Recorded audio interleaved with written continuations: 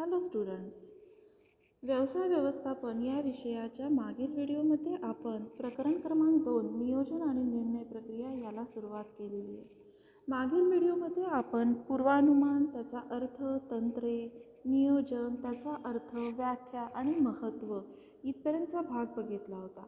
या व्हिडिओमध्ये आपण नियोजनाचे प्रकार, नियोजनाच्या अवस्था आणि नियोजनाच्या मर्यादा याचा अभ्यास करणार आहोत. सगळ्यात पहिल्यांदा नियोजनाचे प्रकार. नियोजनाचा उद्देश किंवा कालावधी आणि व्यवसायाचं स्वरूप या सर्व बाबीवर नियोजनाचे विविध प्रकार हे अवलंबले जातात. नियोजन हे उद्दिष्ट साध्य करण्यासाठी तयार केलं जातं. म्हणजेच व्यवसायाची उद्दिष्टे ही नियोजनातून पूर्ण व्हावी हीच अपेक्षा असते. मग प्रत्येक व्यवसायाच्या काय काय उद्दिष्ट आहेत, प्रत्येक व्यवसायाच्या काय काय गरजा आहेत आणि त्यांच्याकडे उपलब्धता काय आहे, या सर्व बाबींचा विचार करून नियोजन केले जाते. त्यामुळे नियोजनाच्या प्रत्येक प्रकाराचा अभ्यास करणे उचित ठरते. या नियोजनातील पहिला प्रकार आहे समस्त व कार्यात्मक नियोजन. व्यवसायाची उद्दिष्ट साध्य करण्यासाठी नियोजन केले जाते आणि व्यवसायाची जी मुख्य उद्दिष्ट आहेत, संपूर्ण व्यवसायाची जी मुख्य उद्दिष्ट आहेत ती साध्य करण्यासाठी समस्त नियोजन केले जाते. नियोजनामध्ये संस्थेतील सर्व साधनसामुग्रीचा आणि व्यवसायाच्या उद्दिष्टांचा अभ्यास करून त्यानुसार हे नियोजन केले जाते. प्रत्येक व्यवसाय संस्थेमध्ये एक मुख्य अंदाजपत्रक तयार केले जाते. हे जे मुख्य अंदाजपत्रक आहे ते अंदाजपत्रक व्यवसायातील प्रत्येक विभागाचा, प्रत्येक कार्याचा अभ्यास करून तयार केलं जातं. त्यामुळे या प्रत्येक कार्याचा किंवा प्रत्येक विभागाचा अभ्यास केल्यानंतर जे मुख्य अंदाजपत्रक तयार केलं जातं त्याला आपण समस्त नियोजन असे म्हणू शकतो. दुसरा यातलाच भाग आहे कार्यात्मक नियोजन. कार्यात्मक नियोजन म्हणजे नक्की काय, तर विशिष्ट कार्यासाठी तयार करण्यात आलेल्या नियोजनाला कार्यात्मक नियोजन असं म्हणता येऊ शकतं. आता उदाहरण घ्यावयाचे की व्यवसाय संस्थेमध्ये विपणन हे एक कार्य समजले जाते. मग विपणनाच्या संदर्भात आखलेल्या सर्व योजना ह्या नियोजनाचा भाग म्हणजे कार्यात्मक नियोजनाचा भाग ठरतात. आणखी उदाहरण घ्यावयाचं झालं तर उत्पादनाच्या संबंधित तयार केलेलं नियोजन हा देखील एक कार्यात्मक नियोजनाचाच प्रकार आहे असं आपल्याला म्हणता येऊ शकतं. यानंतर नियोजनाचा दुसरा प्रकार आपल्याला इथं अभ्यासता येतोय, प्रशासकीय व क्रियात्मक नियोजन. प्रशासकीय नियोजन हे उच्च व मध्यम व्यवस्थापकाकडून केले जाते. यात व्यवसाय संस्थेची सर्वसाधारण धोरणे ठरवण्याचं काम केलं जातं. व्यवसाय संस्थेच्या या नियोजनाचं अंमलबजावणी करण्याचं पूर्ण काम हे कनिष्ठ व्यवस्थापकाकडे असते. प्रशासकीय नियोजन अंमलात आणण्यासाठी जे नियोजन करतात त्याला क्रियात्मक नियोजन असं म्हटलं जातं. आता पहा की व्यवसायाची प्रशासकीय धोरणं म्हणजे नक्की कशी, तर प्रत्येक व्यवसायाला भविष्यात काय साध्य करावयाचं आहे या प्रत्येकाची धोरणं ठरवली जातात आणि ही जी धोरणं ठरवली जातात ती धोरणं व्यवसाय संस्थेचं उच्च पातळीवरील आणि मध्यम पातळीवरील व्यवस्थापक पाहतात.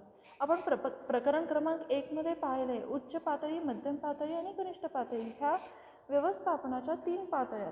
त्यापैकी पहिल्या 2 पातळ्या धोरणं ठरवण्याचं काम करतात म्हणजे प्रशासकीय नियोजन करतात. आणि ही धोरणं ठरवणं म्हणजेच व्यवसायाचं नियोजन नाही आहे. प्रत्यक्षात त्यासाठी किंवा त्या धोरणांच्या पूर्ततेसाठी जे नियोजन तयार केलं जातं त्याला क्रियात्मक नियोजन असं म्हटलं जातं. आणि क्रियात्मक नियोजनाची अंमलबजावणी ही कनिष्ठ पातळीवरील व्यवस्थापक करून घेत असतात. याच्यानंतरचा पुढचा प्रकार आहे दीर्घकालीन व अल्पकालीन नियोजन. दीर्घकालीन आणि अल्पकालीन या नावावरून तुम्हाला लक्षात येऊ शकतं की हा नियोजनाचा प्रकार हा कालावधीनुसार ठरला गेलेला आहे.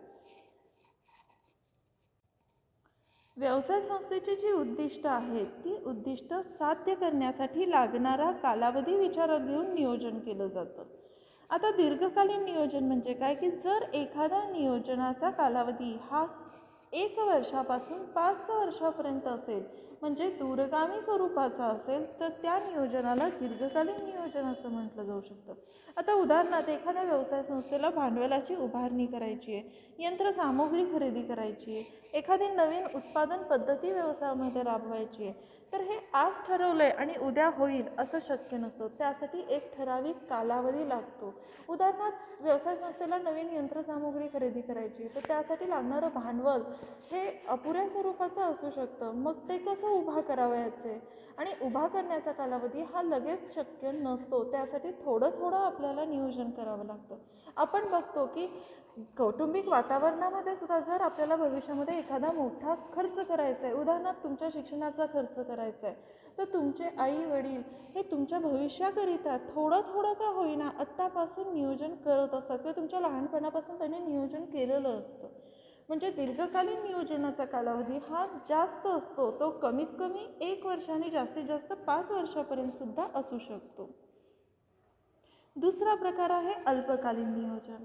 अल्पकालीन नियोजन म्हणजेच काय की संस्थेमध्ये अल्पकालासाठी तयार केलं जाणारं नियोजन. म्हणजेच या नियोजनाचा कालावधी हा साधारणतः 1 वर्षापर्यंतचा असू शकतो. उदाहरणार्थ व्यवसाय संस्थेला प्रत्येक महिन्याला करावे लागणाऱ्या खर्चाचं नियोजन. एखाद्या व्यवसाय संस्थेला त्यांच्या कर्मचाऱ्यांच्या वेतनाचं करावं लागणारं नियोजन. हे सर्व नियोजन अल्पकालीन स्वरूपाचे असतात. यानंतर नियोजनाचा पुढचा प्रकार आहे वित्तीय व अवित्तीय नियोजन. आर्थिक नियोजन म्हणजे वित्तीय नियोजन, आर्थिक नियोजन म्हणजे वित्तीय आणि अनार्थिक नियोजन म्हणजे अवित्तीय नियोजन असा अर्थ होतो. आता आर्थिक नियोजनामध्ये कोणत्या बाबींचा विचार केला जातो? तर आर्थिक नियोजनामध्ये भांडवल कसे उभा करावयाचे, कोठून मिळवता येऊ शकेल, भविष्यकाळामध्ये हे भांडवल किती लागणार आहे, त्यासाठी आपल्याकडे काय काय पर्याय उपलब्ध आहेत, भविष्यकाळामध्ये काय काय मोठे खर्च करावयाचे आहेत, या सर्व बाबींचा ज्यावेळेस विचार केला जातो त्यावेळेस त्याला आर्थिक नियोजन असे म्हणता येऊ शकते. मग फक्त भांडवल नाही, मग काही कर्जाऊ स्वरूपाचं सुद्धा भांडवल असतं. जसं कर्ज रोख्याधारकांमार्फत उभा केलं जाणारं भांडवल असेल, कर्ज असतील, तर या सर्वाचा सुद्धा विचार आपल्याला या आर्थिक नियोजनामध्ये करणं उचित ठरतं. दुसरं आहे अवित्तीय म्हणजे अनार्थिक, की ज्यामध्ये भौतिक साधनांचा विचार केला जातो. म्हणजे व्यवसाय संस्थेकडे जी साधनसामुग्री उपलब्ध आहे त्या साधनसामुग्रीचा किंवा व्यवसाय संस्थेकडे उपलब्ध असणाऱ्या यंत्रसामुग्रीचा, साधनसामुग्री आणि यंत्रसामुग्री ही भौतिक साधन आहेत, तर यांचा उपयोग कसा करायचा आहे. आज व्यवसाय संस्थेमध्ये उत्पादनासाठी यंत्रसामुग्री वापरत असताना ती कोणत्या दिवशी किती वापरली गेली पाहिजे, कोणत्या कार्यासाठी वापरली गेली पाहिजे, या सर्वाचं सुद्धा नियोजन होत असतं आणि या नियोजनाला अवित्तीय नियोजन असे म्हटले जाते. नंतरचा प्रकार आहे औपचारिक व अनौपचारिक नियोजन. औपचारिक नियोजन ही व्यवसाय संस्थेमध्ये वापरली जाणारी एक महत्त्वाचा नियोजनाचा प्रकार आहे. पण अनौपचारिक नियोजन हे लिखित स्वरूपात नसल्यामुळे तो जास्त प्रमाणामध्ये वापरला जात नाही. आता उदाहरणार्थ एखादी मोठी घटना आहे की ज्या घटनेची चर्चा करून त्याबाबतचं नियोजन तुम्हाला करावयाचं असेल, तर ते नियोजन हे लिखित स्वरूपामध्ये असणं योग्य ठरतं आणि असं लिखित स्वरूपामध्ये चर्चा करून तयार केलेल्या नियोजनाला औपचारिक नियोजन असे म्हणता येऊ शकते. अनौपचारिक नियोजनाचा विचार करता एखादी घटना की जी फक्त तोंडी चर्चा करून नियोजन केलं जातं त्या नियोजनाला अनौपचारिक नियोजन म्हटलं जातं आणि अनौपचारिक नियोजन हे व्यवसाय संस्थेमध्ये लिखित स्वरूपाचे नसते. आता उदाहरणार्थ द्यायचं, व्यवसाय संस्थेला उत्पादन करायचं आहे, तर उत्पादनासाठी जे नियोजन केलं जाईल ते चर्चा करून नियोजन केलं जाईल आणि मग ते लेखी स्वरूपामध्ये असणार आहे. समजा त्या व्यवसाय संस्थेमध्ये काम करणाऱ्या कर्मचाऱ्यांना वन डे पिकनिक आयोजित करायची, तर ती लिखित स्वरूपात असण्याची आवश्यकता नसते. मात्र त्या पिकनिकचं नियोजन करणं सुद्धा तितकंच महत्त्वाचं असतं. म्हणून पिकनिकसाठी केलेलं नियोजन हे अनौपचारिक स्वरूपाचं ठरतं. नंतरचं उदाहरण आहे किंवा नंतरचा प्रकार आहे नफा किंवा लाभाचे नियोजन. प्रत्येक व्यवसाय संस्थेचं उद्दिष्ट नफा मिळविणेच हे असतं. म्हणून नफा किंवा लाभ याचे नियोजन हे व्यवसाय संस्थेमध्ये महत्त्वाचे ठरते. प्रत्येक व्यवसाय संस्था आपल्याला जास्तीत जास्त नफा कसा मिळेल यासाठी प्रयत्न करत असते आणि हा नफा मिळवण्यासाठी ती व्यवसाय संस्था लाभाचे नियोजन तयार करते. जसे की आपल्या वस्तूचं उत्पादन करत असताना ते दर्जेदार स्वरूपाचं झालं पाहिजे यासाठी प्रयत्न. वस्तूचं उत्पादन करत असताना ते कमीत कमी किमतीमध्ये उत्पादित झालं पाहिजे की जेणेकरून आपल्या नफ्याचं प्रमाण वाढलं जाऊ शकतं. यासारख्या बाबींचं ज्यावेळेस नियोजन केलं जाईल त्यावेळेस त्याला नफा किंवा लाभाचे नियोजन असे म्हटले जाते. लक्षात घ्या विद्यार्थी मित्रांनो, बाजारपेठेची परिस्थिती ही कायमस्वरूपी तशीच राहत नाही. वस्तूच्या दरामध्ये चढ उतार हे सातत्याने होतात. बाजारपेठेमध्ये स्पर्धा कमी जास्त प्रमाणामध्ये बदलत असते. तेजीमंदीचे वारे वाहत असते. मग अशा परिस्थितीमध्ये आपला नफा किंवा लाभ हा कमी होता कामा नये, तो आहे त्यापेक्षा वाढलाच गेला पाहिजे. यासाठी प्रत्येक व्यवसाय संस्था प्रयत्नशील असते. मग याकरता जे जे नियोजन होईल त्याला नफा किंवा लाभाचे नियोजन असं म्हटलं जातं. यानंतर नियोजनाच्या प्रकारामध्ये शेवटचा प्रकार आहे तत्कालीन व स्थायी नियोजन. विशिष्ट प्रकारासाठी किंवा एखाद्या विशिष्ट प्रकल्पासाठी केल्या जाणाऱ्या नियोजनाला तत्कालीन नियोजन असं म्हणता येऊ शकतं. संघटनेची व्यवस्था असेल, कार्यपद्धती असेल, या सर्वांचा समावेश हा तत्कालीन किंवा स्थायी नियोजनामध्ये होतो. लक्षात घ्या की ज्यावेळेस तुम्ही व्यवसाय संस्थेचं अगदी तात्पुरत्या स्वरूपाचं नियोजन करताय, छोट्याशा कालावधीचं नियोजन लगेच तयार करता, त्यावेळेस त्याला तात्कालीन नियोजन म्हणतात आणि याची अंमलबजावणी त्या कार्याच्या पूर्तीपर्यंत असते. मात्र स्थायी नियोजनाची पूर्ती ही व्यवसायाच्या लाईफ टाईमपर्यंत असते असं म्हणायला हरकत नाही आहे. आता उदाहरणार्थ व्यवसाय संस्थेची व्यवस्था कशी असावी किंवा कार्यपद्धती कशी असावी हे जे धोरण किंवा नियोजन केलं जाईल ते व्यवसाय संस्था जोपर्यंत अस्तित्वात आहे तोपर्यंत ते चालू राहील.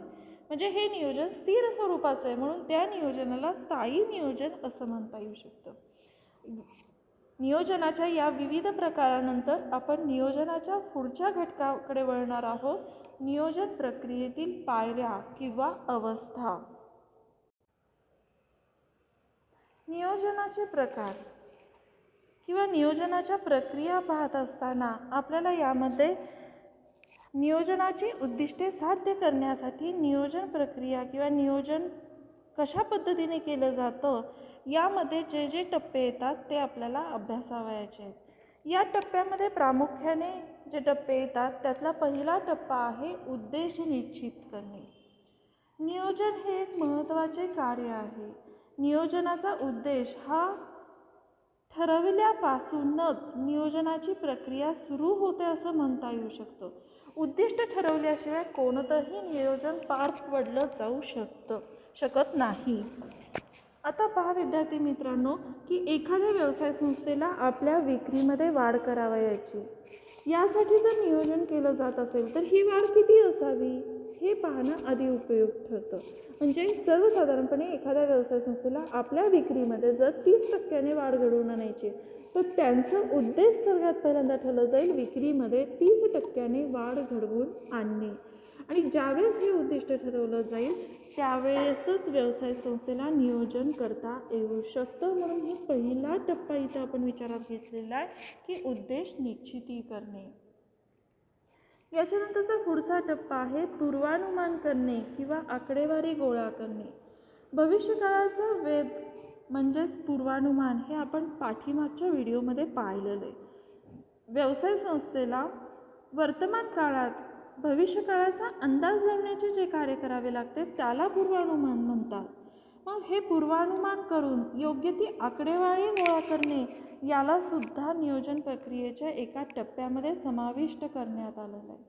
ज्यावेळेस तुम्ही पूर्वानुमान करता त्यावेळेस सामाजिक, आर्थिक, राजकीय या प्रत्येक बाबीचा अभ्यास आपल्याला करावा लागतो.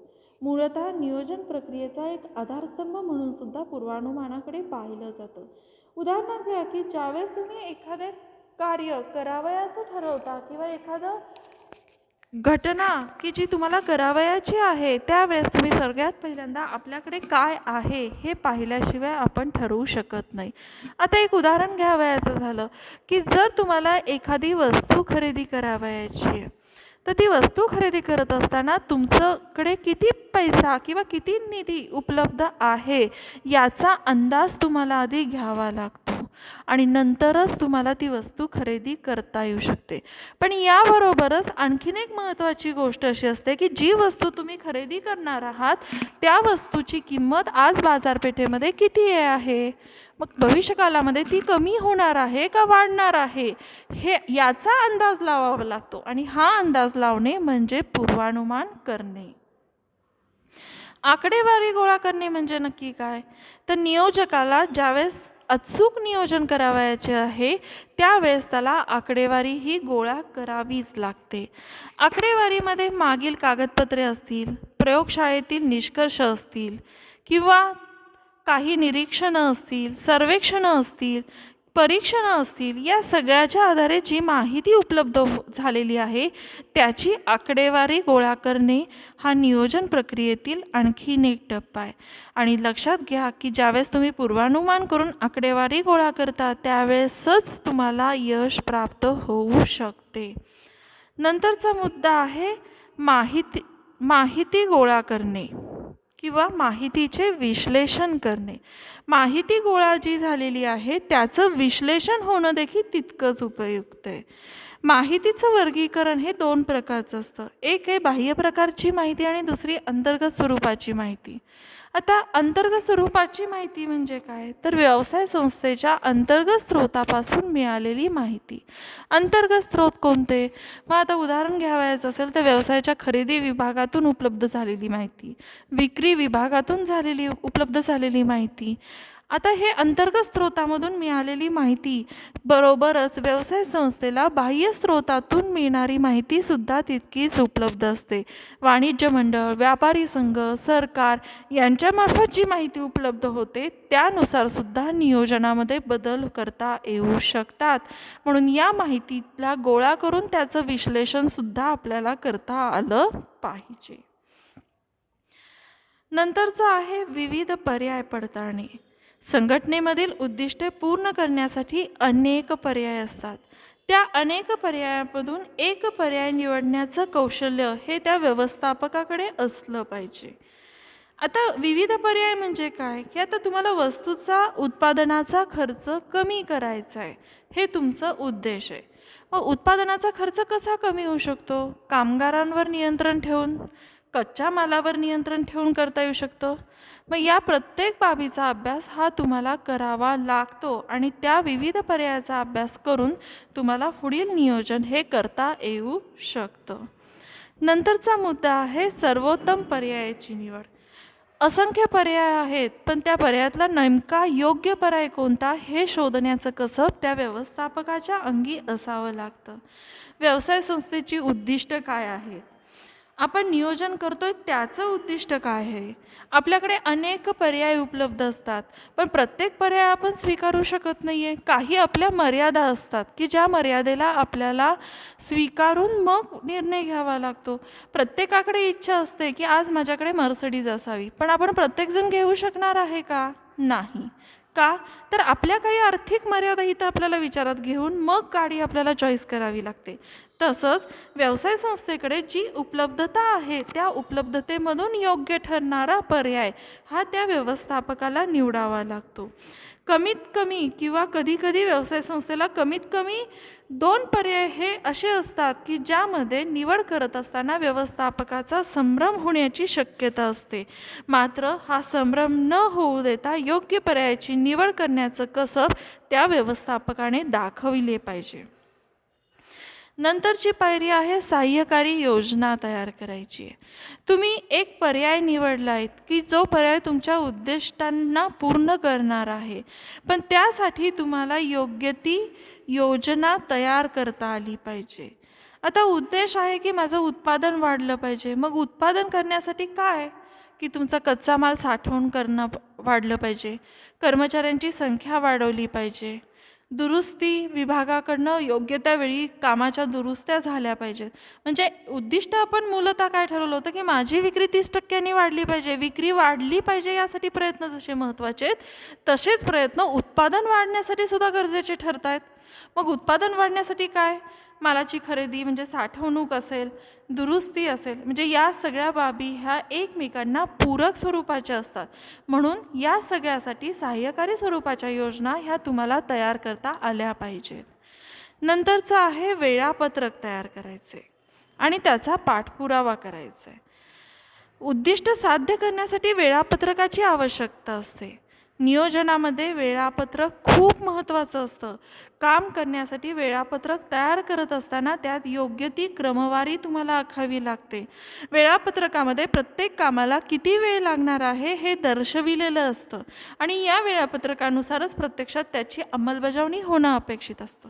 लक्षात घ्या विद्यार्थी मित्रांनो, ज्यावेळेस वेळापत्रक तयार केलं जातं त्यावेळेस एखाद्या विशिष्ट कार्यासाठी किती वेळ लागेल, किती साधनसामुग्री लागेल याचं एक प्रमाण ठरवलं जातं. त्याला आपण स्टँडर्ड्स म्हणतो आणि या स्टँडर्ड्सनुसारच त्या व्यवसाय संस्थेचं वेळापत्रक तयार केलं जातं किंवा या प्रमाणावरच वेळापत्रक आधारलं आहे असं आपल्याला म्हणता येऊ शकतं.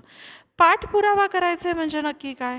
तर नियोजनामध्ये प्रत्यक्ष काम होत असताना म्हणजे नियोजन केलं, आपण सर्व कार्यक्रम तयार केला, योजना तयार केली, वेळापत्रक तयार केलं म्हणजे नियोजन संपलं नाही.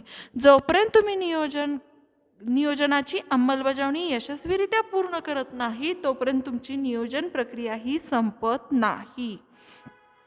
नियोजनाची प्रक्रिया चालू ठेवण्यासाठी तुम्हाला कार्यक्रमामध्ये पाठपुरावा हा सातत्याने ठेवावा लागतो.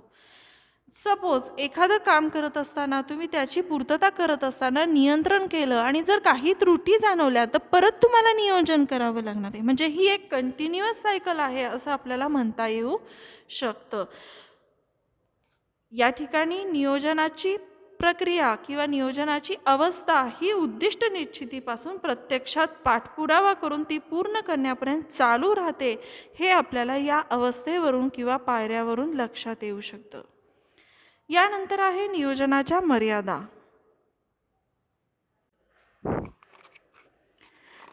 व्यवसायात कार्य करणाऱ्या व्यवस्थापकाला नियोजन हे करावे लागते, पण लक्षात घ्या परिस्थितीनुसार किंवा काळानुसार त्या नियोजनाच्या काही मर्यादा असतात की ज्यामध्ये ह्या नियोजनाच्या अंमलबजावणीमध्ये संभाव्य अडचणींना त्या व्यवस्थापकाला सामोरं जावं लागू शकतं. मग अशा मर्यादा म्हणजे कोणत्या? तर अचानक येणारी संकटे. अचानक येणारी संकटे की नियोजन तुम्ही करत असताना भविष्यकालातील संकटांचा अंदाज तुम्ही घेतलेला असतो, पण काही परिस्थितीमध्ये काही संकटं ही अचानक स्वरूपाची येतात की ज्याचा तुम्ही अंदाज घेऊ शकत नाही. आता उदाहरणार्थ तुमच्या कुटुंबातील कर्ता पुरुष भविष्यकालाचं नियोजन करत असताना मुलांच्या शिक्षणाचा खर्च, घरबांधणीचा खर्च असेल किंवा मालमत्ता खरेदीचा खर्च असेल, या सगळ्याचं नियोजन करतो, पण कुठल्याही कर्त्याला वाटत नसतं की माझ्या कुटुंबातील कोणी व्यक्ती भविष्यकालामध्ये एखाद्या मोठ्या आजाराने त्रस्त होईल. मग हे जे भविष्यकालामध्ये मोठ्या आजाराने त्रस्त होणं हे एक अचानक येणारं संकट आहे की ज्याचं पूर्वानुमान आपण लावू शकत नसतो किंवा लावलेलं सुद्धा नसतं. मग अशी जी अचानक येणारी संकट आहेत किंवा येणारी एखादी नैसर्गिक आपत्ती असेल. आता उदाहरण घ्यावायचं की आत्ता आपण बघतोय की कोरोनाची परिस्थिती आहे. मग ही कोरोनाची परिस्थिती विचारात घेताना तुम्ही कधी विचार केला होता की भूतकाळात की भविष्यकाळामध्ये कोविड-19 येईल आणि मला आज घरी बसून अभ्यास करावा लागेल, मला कॉलेजला जायला नाही मिळणार आहे, हा विचार आपण केलेला नव्हता. मग अशा परिस्थितीत की ज्यावेळेस अचानक संकट येतात त्या परिस्थितीमध्ये तुम्ही जे ठरवलेलं आहे त्यामध्ये अनेक त्रुटी आपल्याला निर्माण होताना दिसून येऊ शकतात. म्हणून नियोजनाची पहिली मर्यादा आपल्याला इथं दिसून येते की अचानक येणारी संकटे. दुसरी मर्यादा आहे लवचिकतेचा अभाव. लवचिकतेचा अभाव की व्यवस्थापनामध्ये नियोजन हा एक पाया आहे आणि यामध्ये तुम्ही कार्यक्रम तयार करताय, वेळापत्रक तयार करताय, म्हणजेच प्रत्येक गोष्टीची काळ, वेळ, ठिकाण या सगळ्याचं तुम्ही आधीच नियोजन केलेलं असतं. पण बदलत्या परिस्थितीमध्ये तुम्हाला नियोजनामध्ये बदल करावा लागतो आणि हा बदल तुम्हाला करता आला पाहिजे. पण नियोजन हे स्थिर स्वरूपाचं आहे, स्थायी स्वरूपाचं आहे, त्यामुळे त्यात कठोरता असते, त्यामध्ये रिजिडनेस असतो, त्यामध्ये लवचिकता आपल्याला दिसून येत नाही. नंतरचा मुद्दा आहे विरोध. परिवर्तनास विरोध की लक्षात घ्या डेव्हिड मॅक्लेलॅन यांच्या मते काही मनोवैज्ञानिक स्वरूपाच्या अडचणी ह्या नियोजनाच्या कार्यामध्ये येतात कशा स्वरूपाच्या, की ज्यावेळेस व्यवसाय संस्थेतील कर्मचारी कार्यरत असतात त्यावेळेस ते फक्त वर्तमान काळाचाच विचार करत असतात. मध्यम पातळी आणि कनिष्ठ पातळीवरील व्यवस्थापनाचा किंवा कर्मचाऱ्यांचं काम फक्त वर्तमान काळापुरतंच मर्यादित असल्यामुळे ते वर्तमान काळाचा विचार करतात. पण भविष्यकालीन विचार करण्याची ताकद ही फक्त उच्च व्यवस्थापनाकडे असते आणि उच्च व्यवस्थापन त्या दृष्टिकोनातून नियोजन करत असतं. मग भविष्याचा विचार करता वर्तमान काळामध्ये हा बदल स्वीकारण्यासाठी अनेक व्यवसाय संस्थेमध्ये अनेक अधिकारी हे विरोध करत असतात. हा बदल ते स्वीकारण्यासाठी लवकर तयार होत नाहीत. त्यामुळे नियोजन हे यशस्वीरित्या पूर्ण होण्यासाठी अडचणी निर्माण होताना दिसून येतात. काही वेळा वेळखाऊपणा आपल्याला दिसतं की केव्हा केव्हा काही कृती ह्या जलद गतीने किंवा त्वरित होणं अपेक्षित असतं. तडकाफडकी निर्णय घेणं गरजेचं असतं.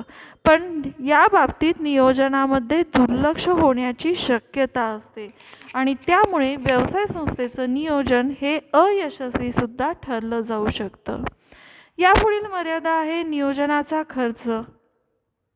छोट्या छोट्या व्यवसाय संस्थेला हा नियोजनाचा खर्च स्वीकारण्याजोगा किंवा परवडण्याजोगा नसतो. मोठ्या व्यवसाय संस्थेमध्ये कर्मचारी संख्या जास्त असते, त्यांची आर्थिक ताकद जास्त असते. मग अशा व्यवसाय संस्थेला हा मोठा खर्च स्वीकारणं किंवा मोठा खर्च करणं हे सहज शक्य होऊ शकतं. पण छोट्या छोट्या व्यवसाय संस्थेला हा खर्च करणं सहज शक्य नसतं. त्यामुळे नियोजनाचा खर्च ही देखील एक नियोजनामधील मोठी अडचण ठरलेली आहे असं आपल्याला म्हणता येऊ शकतं.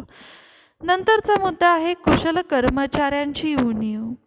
नियोजन करण्यासाठी कुशल व्यक्तीची आवश्यकता असते. मात्र प्रत्येक व्यक्तीकडे काही उणीवा व मर्यादा ह्या असतात. पण व्यवसाय संस्थेला यातनं योग्य तो मार्ग काढावा लागतो.